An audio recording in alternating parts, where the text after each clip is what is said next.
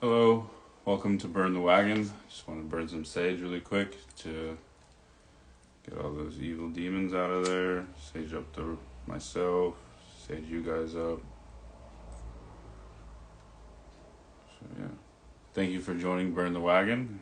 We're here to burn the wagon that is colonialism, patriarchy, and capitalism. So I'm gonna have a guest on today, and we're gonna have a discussion about all kind of different things. Um, So her name is Jewelina Acosta from Yokeo Rancheria, which is unfederally recognized, purchased in 1880 by the family she is a descendant of. She's a mother, aunt, sister, and relative, and she's an artist as well. So yeah, we're going to talk about that stuff. Yeah, so I'm going to hopefully give her an invite, and then we'll get started soon.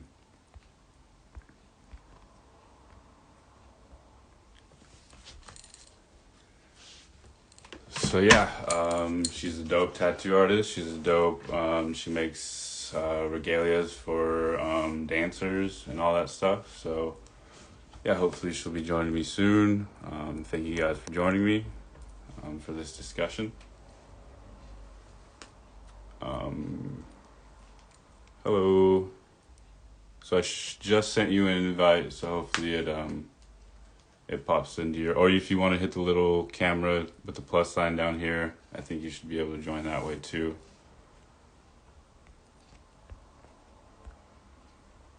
Oh wait, here. There we go.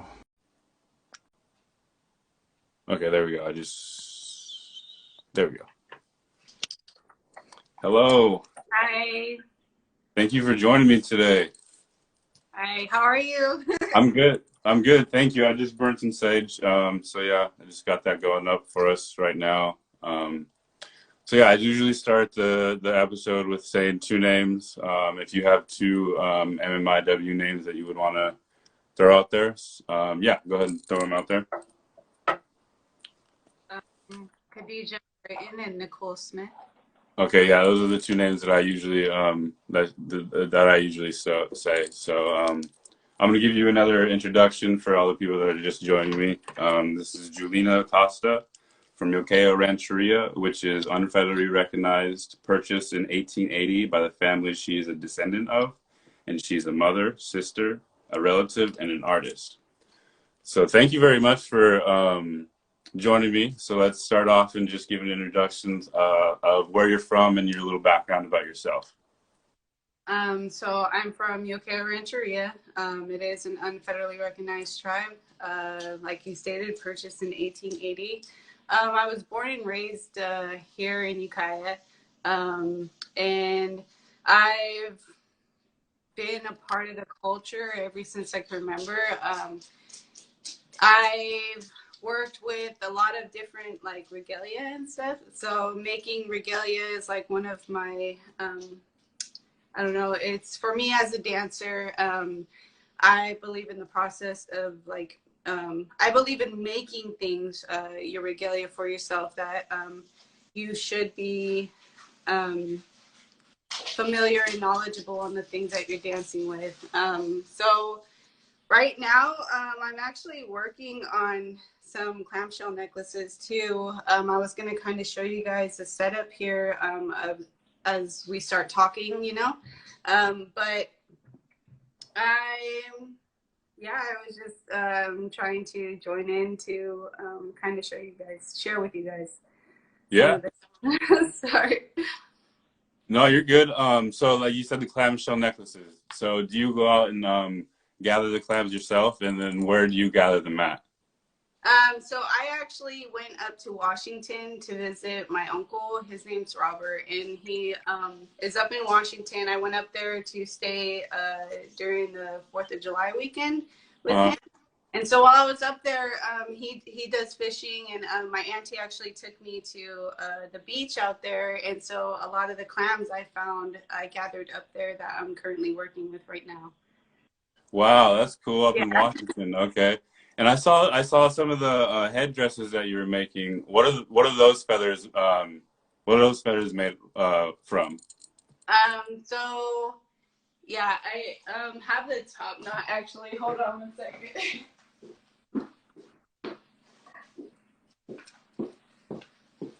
So there's this one that I was working on. Wow. And this is from this is turkey feathers Uh-huh. on and you can use all sorts of feathers. We have the turkey feathers. I have one with red tail. I also have one where I used the variety of birds. So there's the flicker, there was goose, there was owl feathers, there were the hawk feathers, the osprey, and I used a bit of eagle plume on the tops as well. So you can use a lot of different feathers. Pretty much what's available for us, you know, what you're able to come by. Yeah, okay. And then how long have you been making regalias, and who got you into it? So I started the first time I can recall dancing, I was 3 years old, and my grandma took me down to Day Under the Oaks, which is in Santa Rosa. Hmm. So that's the first time I remember dancing. I was 3, and since then, like she was my first teacher actually. She was the one who was carrying on a lot of our knowledge and our traditions, and so I joined in with my grandma on a lot of making regalia making.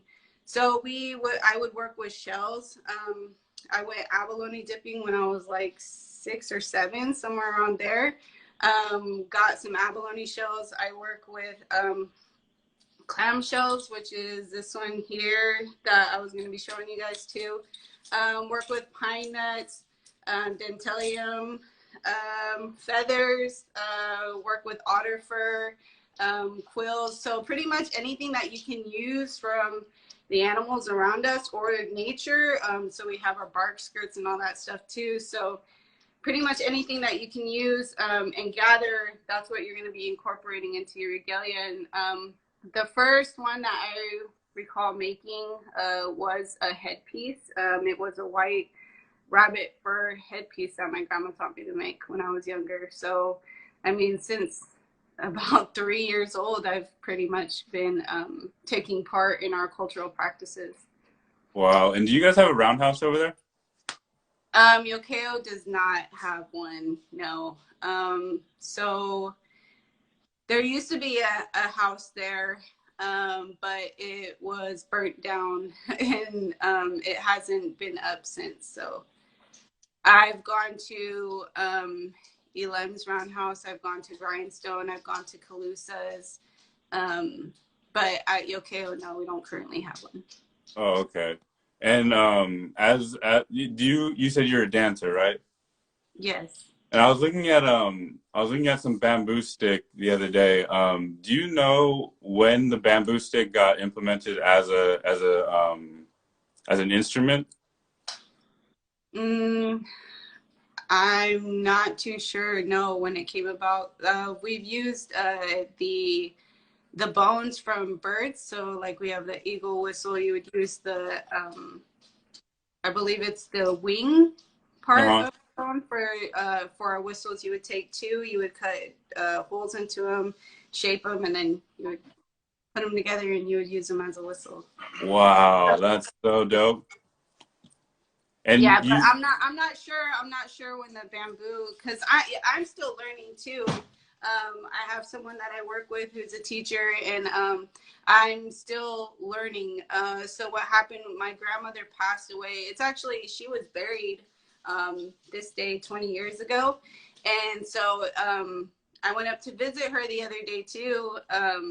But after she passed away, I kind of had this break where she wasn't around. I didn't have anybody teaching me, and then I had met my younger kids' dad, and that was when I was about 24, somewhere around there. So I started getting back into dancing and the culture, and it's So it's been something that I've been implementing into my daily life, but there's been those breaks too where I'm still trying to figure out exactly our whole background. With anything that I work on, I try to learn everything that there is to learn about it. And like I said, with like the clamshell right now, that's kind of like what I've been focusing on for this last week. It seems like a clamshell would be like very frustrating to work on because it's so thin. So I'm actually gonna flip my camera so I Yeah, can show you guys like the setup. yeah. Check it out. Yeah, and then I can do little small demonstrations as well. So this is, let's see. So what we got right here is a clamshell, right? It's a full disc. They'll kind of go together. Like, I don't know how familiar everybody is with it, but I'm just gonna pretend that no one's ever seen them before. So I'm just gonna show you guys here. So what you do is you take the shell here, you'll use this tool, and you'll clip each part. They break down to little pieces like this, and you'll shape them until they get like this. And you'll put little markings on them here on the discs, marking kind of where you're going to place it under a drill with some water. You want to make sure that there's enough water here. And you'll drill them. Once you drill them, you'll put them on this rod here. And then you'll need to shape those clamshell discs. Here we have some water. And you'll kind of grind them against the stone in that way. So that way they go from, show you the comparison. See how they're like all uneven? Yeah. And you're gonna work them until they become like pretty symmetrical. Yeah. Uniform, yeah. And this is pretty much the end result here. Wow. So this is a clamshell necklace. Wow, that's crazy how that gets to that process. Yeah. It must get so tired. Yeah, you spend a lot of time. I was actually working on, I got one about my arm's length beads that I had gotten from my mom. They were my grandma's, and she had, I'm going to flip the camera back. They were my grandma's, and she had come across them. She found them, and she gave them to me. So that's kind of what I was spending time last week doing, was working with those shells and trying to shape them. I spent like 4 hours out there, and they're still not done. And it's about a month. Yeah, so just continuously working on them. So, you know, they're really, the end result is really nice. And, you know, I thought it would be good to share with you guys kind of like what the process is, you know, and like how much time goes into them, because they can sell for a good amount of money, but it's really because of the labor that's put into it and how much time someone takes out of their day to make things like this. So my teacher, who I've been working with, he actually sold 3 of them to Great in Rancheria, and they were gifted to the elders out there. So 3 elders received these beautiful necklaces, like the one here. So they're about the same length and everything too. So man, those are so amazing. Yeah, they're pretty long. They can get pretty long. So that's crazy. I remember my cousin Elliot said his dad used to get down on him, and I remember him back there drilling holes into the shells back in the day. That's true. A lot of work goes into it, and then people don't understand. People need to understand why the prices are so high, because the process you just explained right now. Yeah, and we did. We also the technology has really helped, right? Because this is pretty much like it's like an older technique, you know, because you could really even take the clam here and break them down. So kind of what I'm doing right now is using like it's easier methods, you know, using the technology. And then we would actually be using this pump drill to drill the holes in. And so that compared to the drill press over here, you can get a lot more beads done quicker, but it's still really, really time consuming. So just think about how I was spending there back in the day, you know, to get things done like this. So. And we got a question. Does the size of the finished shell determine the value? The thickness could. So if you're looking at, we got this.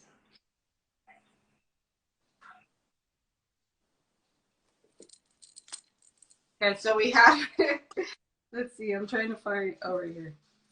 So these ones would actually be more expensive, the smaller ones. Oh, okay.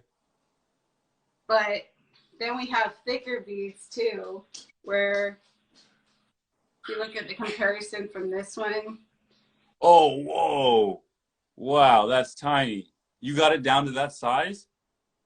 Yeah, well, when you're breaking them apart, depending on what part of the shell you're using, this is about the thickest part right in here. These are thinner. So I see. Down from here, the bead's going to be thinner.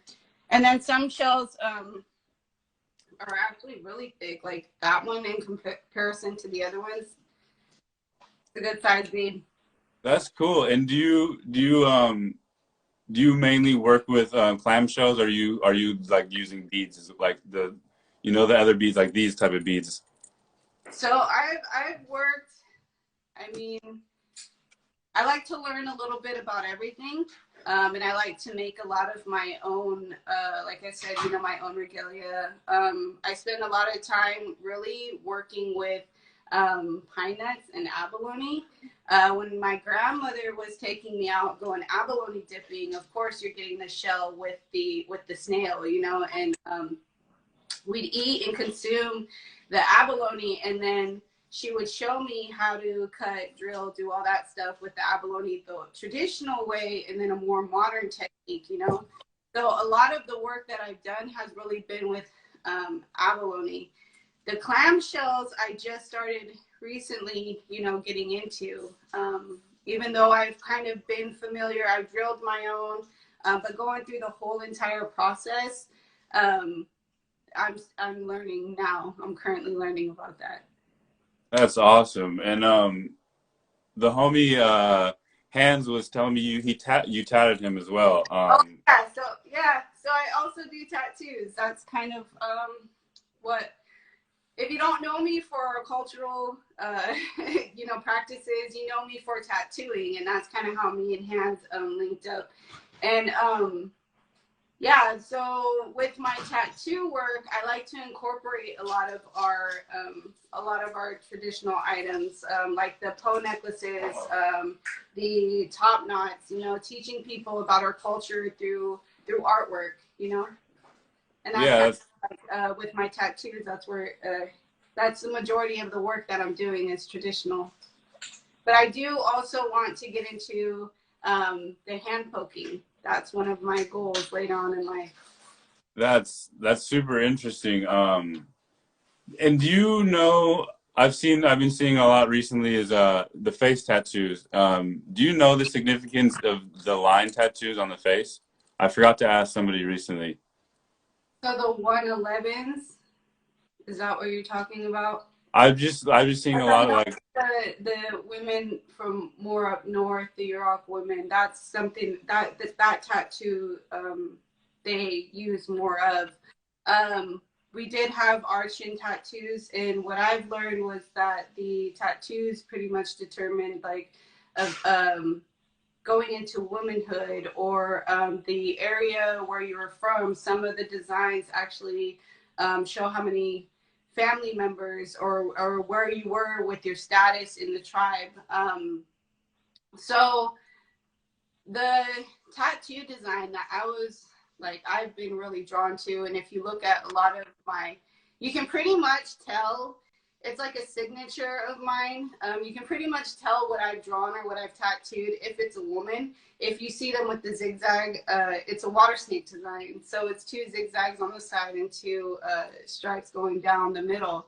And that's a water snake design. And that's what I've used through a lot of like my tattoo work, and that's actually the tattoo that I'm hoping one day to get for myself.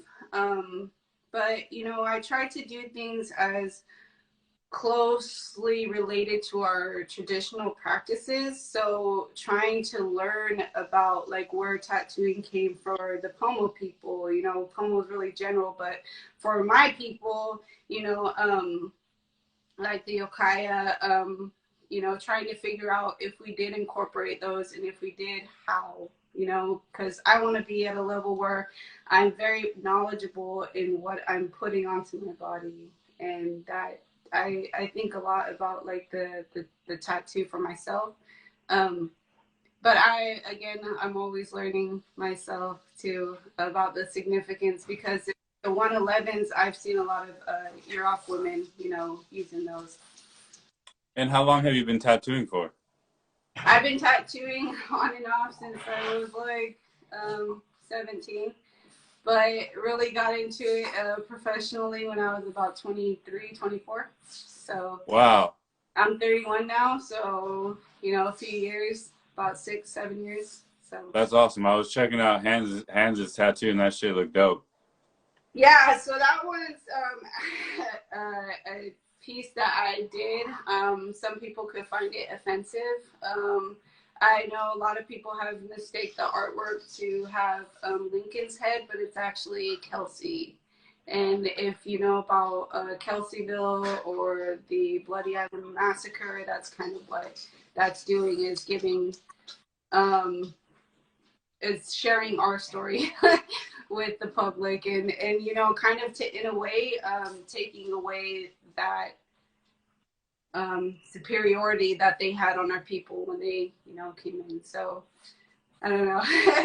I don't know if I kind of shared that story with you, but I told them, you know, it was it's one of the images that, you know, I don't really share a lot of, but I feel like, because I feel like it's misunderstood, you know, when people look at it, they think it's just, you know, trying to be okay with violence, I guess.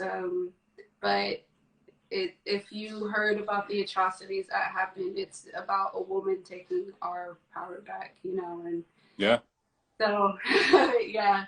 I mean I don't have any image or anything to share, but yeah. I mean, that honestly moves into my next question, and is like my thoughts of what are your thoughts on Thanksgiving? Getting to the real, you're talking about getting to the real history of things, getting to the, you know, people don't realize the real story, the real history behind Thanksgiving. They kind of get lost in this, you know, capitalism, buying consumer things of buying the most food, buying whatever, you know, getting together and, you know, being gluttonous together. But they're not realizing the true meaning behind this. And for people like us, it's a day of mourning, it's a day of remembrance. So I just want to see your thoughts and see if you and your family did anything that day, or you know how you treat that day. So okay, so there was it was me and my family do eat on Thanksgiving, and it is a time for us to gather, right? This is what they pretty much teach you in school. It's for everyone to give thanks for what you're grateful for, you know, through the year, whatever. But in school, I've had to stand up to teachers, to other people, and kind of share with them what Thanksgiving really represented to our people, you know, what we've seen. But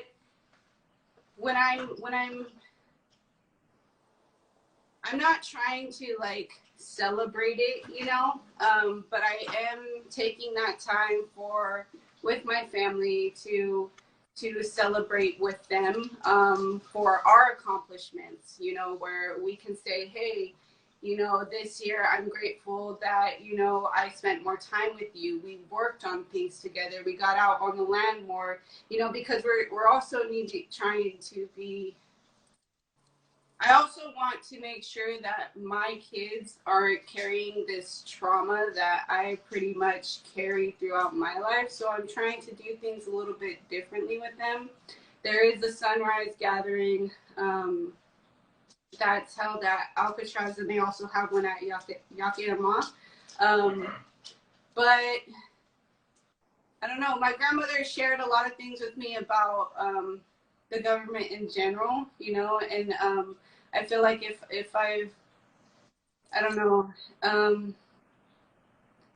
I'm just trying to keep things positive, I guess. I don't know. Yeah, Keep it absolutely. in a positive light, because those conversations can be triggering, and I think that that's kind of where I go to sometimes when I get asked questions like this, because it's like I don't know who the audience is, I don't know who's observing, and I try to be mindful of the things that I say, because it can offend some people, it can hurt some people, it can give people an idea about me that I don't want them to have. You know, like Yeah, an angry Indian who's holding grudges in the government, and because she doesn't celebrate Thanksgiving, or she doesn't view it the way that we do. You know, and I don't want to be looked at like that. So for Thanksgiving, I spend time with my family like I would any other day. I don't encourage my kids to do anything at school that I had to do, which was making, you know, little Indian headdresses and talking about how there was peace between the invaders and the people who were there already, our people. But you know, it's just trying to educate my kids as much as I can. So sorry, I feel like I'm blabbering. no. That's perfect. That's perfect because I think your outlook on it to stay positive, you know, is a good one, you know, because yeah, we can recognize the history, we can acknowledge it, but what we have to go forward and we have to stay, like you said, stay positive and continue to acknowledge the things that we have accomplished, like you said, because we've come a long way and we're starting to go in a different direction than history has written. So hopefully we can you know, continue that positivity and continue these conversations like this, because you know, a thing for me is if they don't want to write our history, then we'll write it together in having these conversations. You know what I mean? So yeah, that moves me into my next question. You know, you said you're implementing these ways of life into, you know, the old ways of life into your regular day, and that's a big thing for me is decolonizing.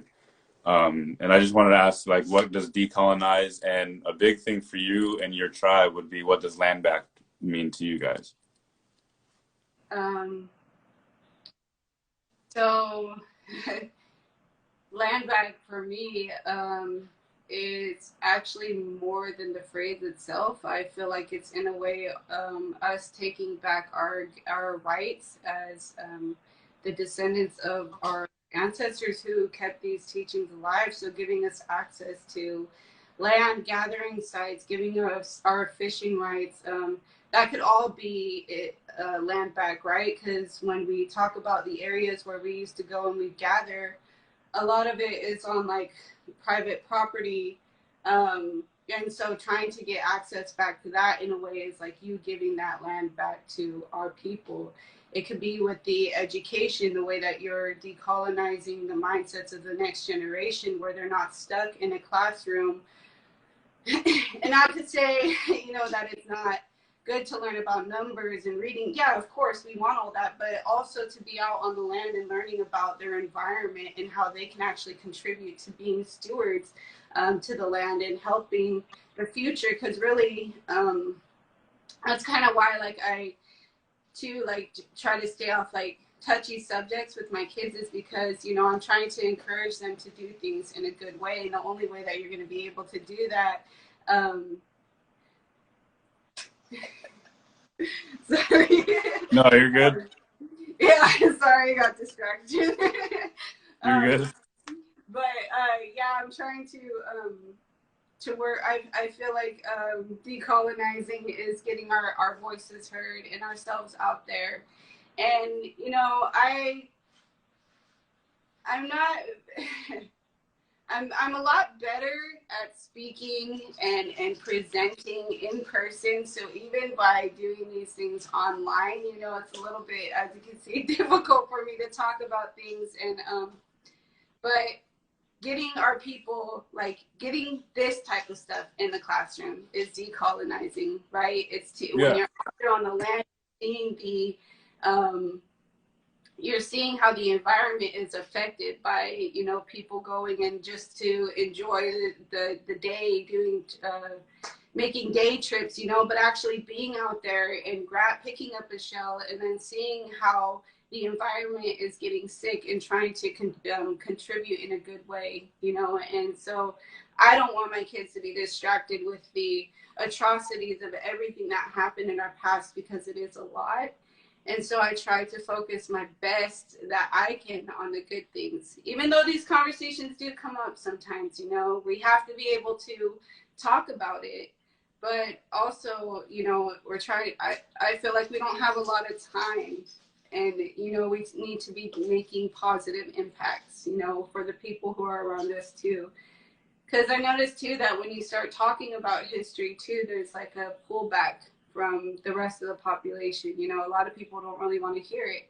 But when you start talking about things like this, people start to listen, you know, and they want to engage. And you have, you know, all walks of life trying to come in, you know, and learn. And that's the benefit to talking about, you know, our history and our past, but using the good examples, you know, the things that we've kept alive through genocide. And that's yeah, you're absolutely right. And I think the way you live your life and the traditions that you're carrying with you is like definitely decolonizing. You know, it's a way of decolonize. And it's awesome seeing all your videos. You know what I mean?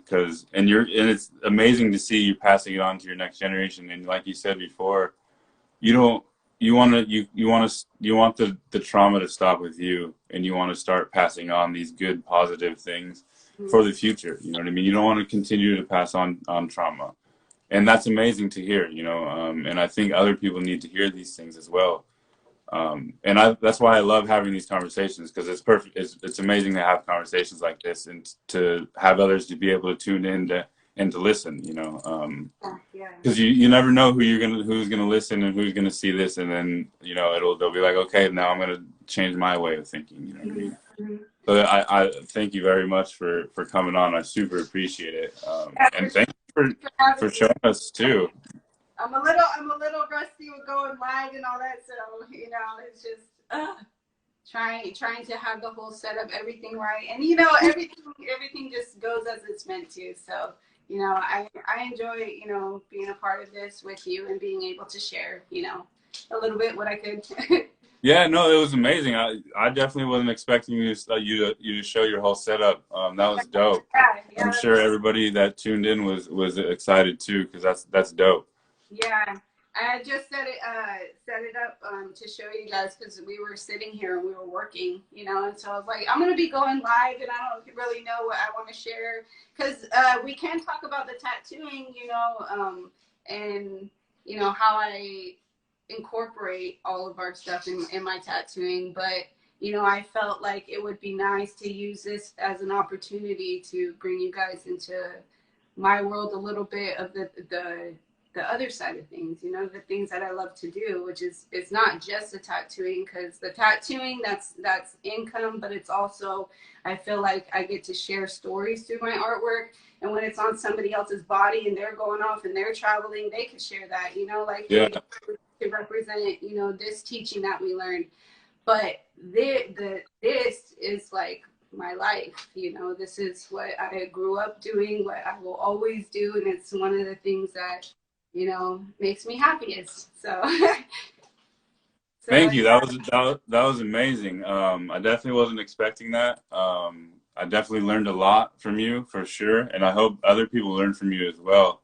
If you have anybody that oh yeah, do you have any other topics that you want to bring up, or if you have anything else that you want to let people know about, if you have a shop that you sell your stuff at, or anything like that, definitely let anybody know. So I'm in the process of opening up my tattoo business. That's in the works. So I'm horrible at marketing myself, though. I'll be honest there. Most of my clients are like from word of mouth, you know, people sharing, but it's also allowed me, one of the things I love about tattooing is it's allowed me to meet different people where I'm building actually like relationships with them. And one of my clients, she went to Alaska, and I got an invitation to go up to Alaska to go fishing with them up there. So it's like this little thing that I do, you know, because I look at it as like I'm just an artist. I like to tell people that I'm just an artist. Because when you say tattoo artist, everyone wants to know, what do you specialize in, you know? And it's like, I'm just an artist who likes to tattoo my artwork. And I don't want to complicate it too much, but then we also make a regalia. So it helps me to like meet other people who like to go hunting, who like to go gathering, you know. It sparks up conversations about like our climate and what's going on, you know, and in the bigger world. So it's I love tattooing, but I'm not your everyday tattoo artist, I guess I would say, you know. So most people come to me to tattoo them because they want something that represents their tribe, and because I am, you know, a native woman that, you know, and I can bring it to life pretty much for them. Yeah. Maybe hopefully one day I'll be able to get tattooed by you when I'm in your class. Yeah, and like I said, I'm trying to go for the traditional hand poking too.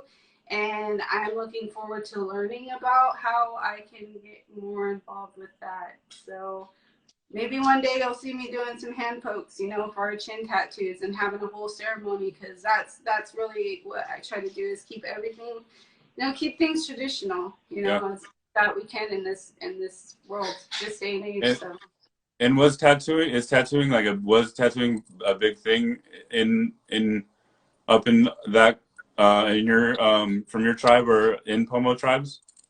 So it's a lot of our information, our teachings, all of that was lost, you know, when they invaded, and so it's hard to really say that I'm really familiar with something like that, you know. The tattoos kind of disappeared. Okay. Because you didn't want anyone knowing that you're native at one point, and so to kind of refrain from that, you wouldn't get a tattoo. So yeah, that's true. You know, but we do have some drawings and things that I've seen of, you know, what our designs looked like, you know, when we got chin tattoos from different areas. So that's why I'm kind of like, I'm trying to keep it traditional, but even if it's not from what my tribe practice, you know, I still want to do it in a way to where it's that experience of me going out and gathering what I need, the materials that I need to do a traditional tattoo. Because at the end of it, it's really about me being as close to our tradition as possible, the experience for myself. Not everyone, you know, likes to do the hard part, the hard work, but I do. It's nice for me. So yeah, let's keep it traditional. I love it. That's dope. Keep it and like you said, you know, you're implementing these things into your everyday life, and that's amazing. Getting back to, like we said, decolonizing. So thank you very much for joining me. I super appreciate it. I learned from you a lot. If you want to send me your email, I can send you this video. If you want to share it, I'll share it on. I'm going to share it on Instagram. I'm going to share it on YouTube. So yeah, thank you so much for joining me. I really, really appreciate it. All right, thank you. Yeah, thank you. Have a good one. You too. Bye.